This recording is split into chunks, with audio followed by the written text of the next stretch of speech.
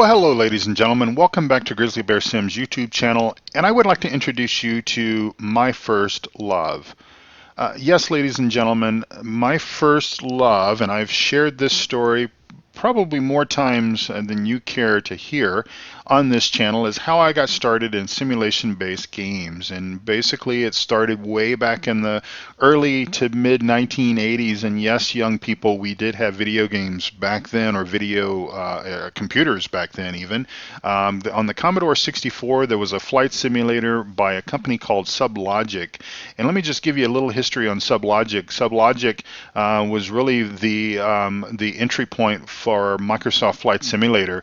Sublogic was acquired, or somehow or another ended up in the hands of Microsoft, and Microsoft began sort of retooling and further developing the product from Sublogic to basically become Flight Simulator that we know and love, and of course ended with Flight Simulator X. Now, of course, those of you in the know that know your Flight Simulator history know that Microsoft didn't necessarily end with FSX, but they did come out with something called Microsoft Flight. But if you're a hardcore Flight Simulator enthusiast like myself, then you sort of don't recognize Microsoft Flight as a true hardcore simulation game. It's a little bit more of an arcade.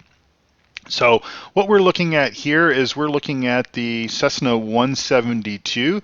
It's a third-party add-on. It's a payware aircraft from a company called A2A. That's Alpha number 2 Alpha. And they make probably, arguably, the best study level type, general aviation type aircraft that you can get for either FSX prepared. Not sure if they do anything for X-Plane, but anyway, it's probably the best for the general aviation, the smaller aircraft that you can get for FSX, FSX Steam, or Prepared. Now, this also is the brand new Prepared version 4. It came out on Tuesday. I got it installed and everything on Wednesday, and have been spending just a little bit of time playing around with it, adjusting the settings, and everything that's cool about this is the fact that it is now a 64-bit application. If you are somewhat in the know, and I'll skip a lot of the details from it and just kind of hit the high spots, but basically a 64-bit application does allow the application itself to take better advantage of modern day hardware that's available for us today. One of the key points of that obviously is its ability to use more than 4 gigs of virtual address space, 4 gigs of memory.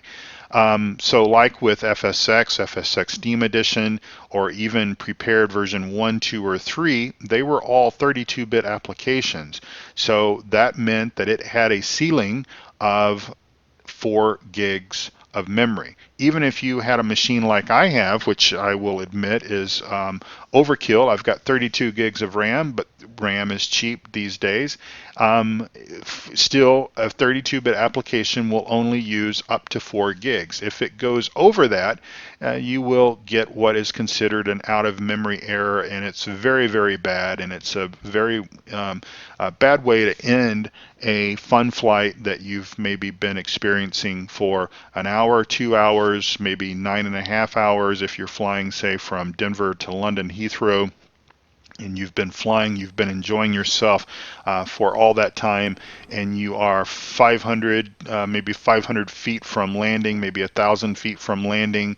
You're lined up on the runway. Everything has been going just smoothly. It's a textbook flight, and then all of a sudden your system crashes, and well, you know, Flight Simulator is very much a point A to point B, and the entire experience is all part of that experience. And obviously, landing is the sort of the final chapter of the taxi to the gate, et cetera, is all part of the final chapter of that story of that experience. And so when things aren't working right, well, it can be kind of disappointing. So we're going to just get the aircraft here fired up now. I will just tell you that this is a steady level aircraft, which just basically means that it can be flown very much like the real world aircraft can. If you're wondering where my yoke is, you can basically turn this on and turn this off. I've got this one here turned off just simply because I've got a yoke that's sitting on my desk, and therefore I don't necessarily need one to see here. Plus it allows me to see my buttons and my switches and everything like that a little bit better. And we'll just do one thing here. We just need to check our fuel level. Let's just bump this up a little bit here, put 10 gallons in each of our tanks. Oh, this is wishful thinking, 170 pounds. Let me bump this up to a little bit more realistic weight for myself at 180 pounds. We can add a passenger if we want to. We can add baggage. Again, this is an A2A Cessna 172. It is a payware aircraft that's available for FSX, FSX Steam, as well as all versions of Prepared. All right, so what we're going to do is we're just going to release our parking brake. We're going to give ourselves 1 notch of flap, and we're going to go ahead and just begin our taxi roll here. Now, of course, we've spawned onto the runway. This is a very big no-no if you're flying online on one of the multiplayer networks like VATSIM, IVAO, etc., because you can ruin somebody else's day if you spawn onto the runway when they're about to come in for a landing and you're sitting there. But we're not online, and we're not necessarily flying textbook and everything today. That's not what this flight is really about. This flight is really about me just talking to you just a little bit about Prepared, talking to you a little bit about what I referred to as my first love. It's really been my sort of introduction into the world of simulation-based gaming. It's pretty much the only type of video game that I play is simulation-based games. So truck sim, farm sim, flight sim, car mechanic simulator from time to time, although that's kind of gotten old a little bit. So we've departed from Centennial Airport. That's Kilo Alpha Papa Alpha. For those of you in the know, this is what I would consider to be my local airport. I live about a little over 5 miles from the airport. As a matter of fact, I live at the bubble where when I fly my drone, I don't actually have to notify Centennial Tower that I'm about to fly my drone outside. So right in front of us is Cherry Creek Lake and Cherry Creek State Park. I live just to the west of that. Just to the left of that lake. My wife and I enjoy going to the lake quite often and messing about. Not necessarily, we're not lake people, but there's a lot of hiking trails. There's a lot of wildlife and stuff there, and so my wife is really into photography, and I sometimes fly in my drone there, and it's good times. But a little bit more about P3D. P3D version 4. Obviously, I've already mentioned that it's a 64-bit flight simulator. Now, I will tell you that I have had this game or this application installed for a couple of days, and of course, the jittery. I just want to point out a couple of things here. The jitteriness that you see in the screen, that is not anything related to performance, video performance. That is immersion, folks. That is the little bit of shakiness that you would expect to see if you were in this aircraft in real life. Let's go ahead and move our flaps up just a little bit, and we're going to try to trim the aircraft out here at about 7,000 feet, and that way I can kind of not concentrate on my controls as much. I will just also say that we're missing a very important part of, or a very important add-on, a third-party add-on called FSUIPC. And what FSUIPC does for us is, I would possibly liken it to maybe, let's just make sure that I'm not going to, we're going to level off at 7,000 feet here. I'm going to ease my throttles gently back here as well. A little bit. I don't have a lot of calibration. So FSUIPC, if you are somewhat familiar with the game extension mod for FarmSim 17, how that's sort of a utility, kind of how it extends different functions, different processes of the game and such. That's sort of what FSUIPC does for us flight simmers, is it allows us to some more detailed level calibration with our controls. So for example, I've got an external flight yoke, flight pedals. I've got some other buttons and switches and such that sort of try to emulate and simulate the look and feel of, say, a 737 aircraft. It's very cool, very fun to fly with that level of immersion where I don't have to use the mouse and keyboard for very much within my flights. And you'll see all that in time. But we are missing FSUIPC and so my ability to calibrate my controls is not as fine as I'm normally used to. And so let me just ease the throttle back just a little bit. We are pushing the red line there. We don't want to do that, not that far. Again, the ability to dial this in a little bit better will obviously come with FSU IPC, and hopefully that will be out very, very soon for the 64-bit version of Prepared. So a few things that I want to talk about here while I've got your attention. This isn't going to be a long video, and we're not going to bother returning back to the airport and landing. We're just going to sort of fly out here over Denver a little bit, and I'm going to talk to you. So I've got some real-world things that are happening in my life at the present time, and mostly work-related. My wife is feeling a bit better, but she's still not there. She's still not where we want her to end up being, obviously. And so a little bit more doctor's appointments and some more tests and stuff like that, and that's sort of keeping me a bit preoccupied mentally. I'm still sort of shaken up by the situation of the world and everything, but I'm trying to spend some time relaxing with some of my simulation games, and of course chatting with you guys from time to time as well, so that's helping.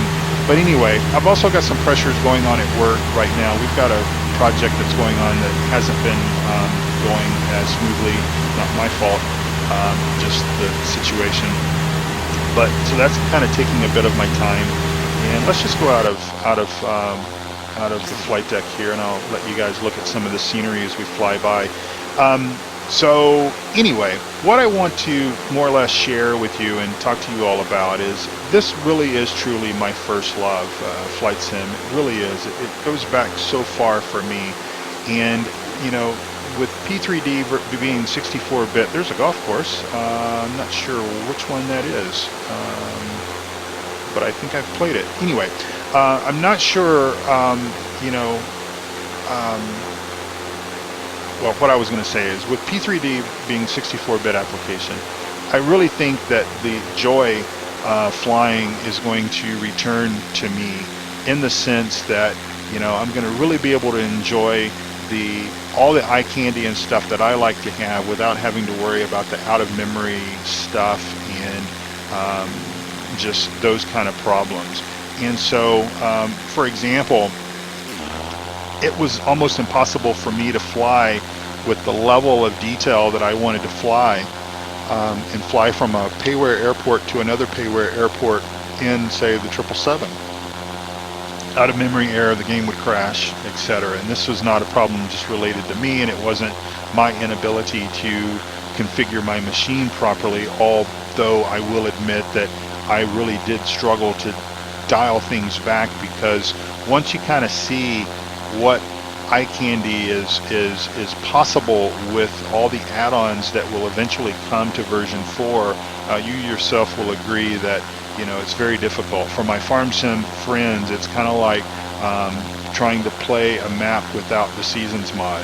Okay, it's just that level of immersion is ripped out, and it kind of becomes boring for you. Well, so I'm really looking forward to more of the add-ons, more of the weather add-ons. These are just default clouds. We'll see much better looking clouds. We'll see much better ground texture as well. There's a global texture that I have from a company called Orbx, O-R-B-X. And by the way, I will be updating my mod spreadsheet and including all of the stuff that as I add it, as it comes back and becomes available for the 64-bit version of Prepared. I will get that updated for you all to be able to see that and be able to look and take a look at pricing and all that kind of stuff for these add-ons if you're sort of interested in getting into flight sim. There's the downtown Denver skyline there, fairly accurately depicted. Again, much of this is going to be still based on FSX, though, I will tell you, only simply because, and I think I've blogged about this in recent days as well, is that a lot of people are sort of complaining about version 4 because, well, it looks like version 3 or it looks like FSX, but it does not perform that way. Everything under the hood is so much more robust, and I think I mentioned that the The shakiness, stuttering that you're seeing on the screen is just immersion. It's just what you would expect to see with a small aircraft flying like this, and maybe a little bit of light chop in the air. Not a whole lot because we don't have a lot dialed in as far as weather is concerned. But so I can do different things. I can control my views and everything. I'll talk all about that in future videos and such. But anyway, this was really just about introducing Flight Sim to the channel, sort of letting you all know that there may be a few days coming up next week where you're not going to see some videos that you would normally see. Please bear with me. Please, don't unsubscribe. Don't think I'm abandoning anything. I just need to take care of some things at work, some things here at home. I know you all understand that, and just bear with me, okay? So, but I do want to introduce Flight Sim to the channel only because, well, the way I see it, I could do one of two things.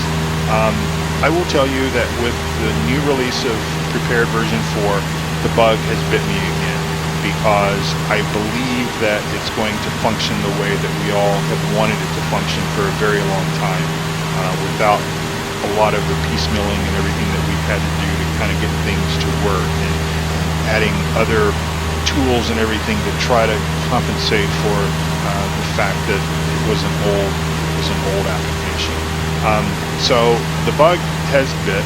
So either, the way I look at it, I could do one of two things. I'm going to want to fly, okay? I'm going to want to spend time flying. I could either do this offline and do this off video and not bring this adventure to the channel, okay? Or I could slowly add some Flight Sim stuff, not dominating, not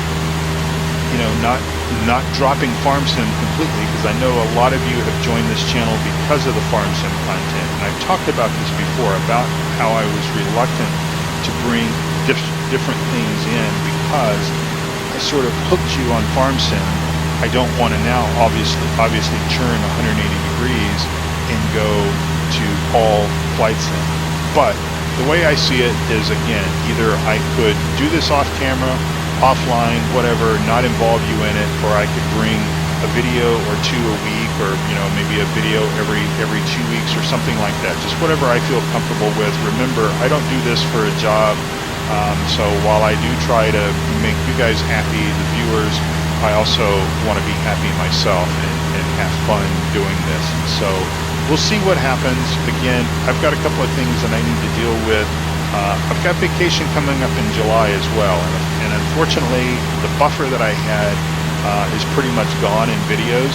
So I've got like maybe one or two Farm Sim videos that I have yet to edit and upload to YouTube. So anyway, there's going to be a few days where there's not going to be some videos, and there may be just some normal non-schedule stuff that stuff may be a little bit sporadic, but just please understand I'm working through stuff. I know you guys are. I don't really have to probably say it. I think you guys all understand, and I really appreciate you understanding. So as time goes by, as more things are basically released for Prepared version 4, then you'll start to see things look a lot better, a lot more realistic. The eye candy, the type of aircraft that I have access to and everything will start to improve. We will do some jet flying. We will do some general aviation stuff. When some of the Orbx ground sceneries come available for places like Alaska and such, we'll go up there and do some bush flying up in Alaska, and a lot of eye candy, a lot of beautiful stuff to see. Maybe do some float plane work, whatever. So we'll mix things around. We'll make it fun. It'll be entertaining. It'll be fun for me. Hopefully it'll be fun for you. And who knows, maybe the Flight Sim bug might hit you, attack you, and I can help you with that, getting all that taken care of. So until next time, I'm going to just go ahead and say thank you all for watching. I really do appreciate it. Here at 7,000 feet above Colorado, above North Denver, I just want to say thank you so much for watching, and I hope that you will continue to tune into my channel. If you are just watching and haven't subscribed yet, I would appreciate it if you would hit that subscribe button. I really do appreciate it. And also, I would like for you to make sure that you check out those links down below of the Three Dudes Gaming Network, PCSG, all of my favorite YouTubers. And I appreciate you all so very much. I appreciate your friendship. I appreciate you watching. And we'll be back here very soon with some kind of schedule that works for everybody involved. And I just thank you again so much for watching. God bless you all. Take care.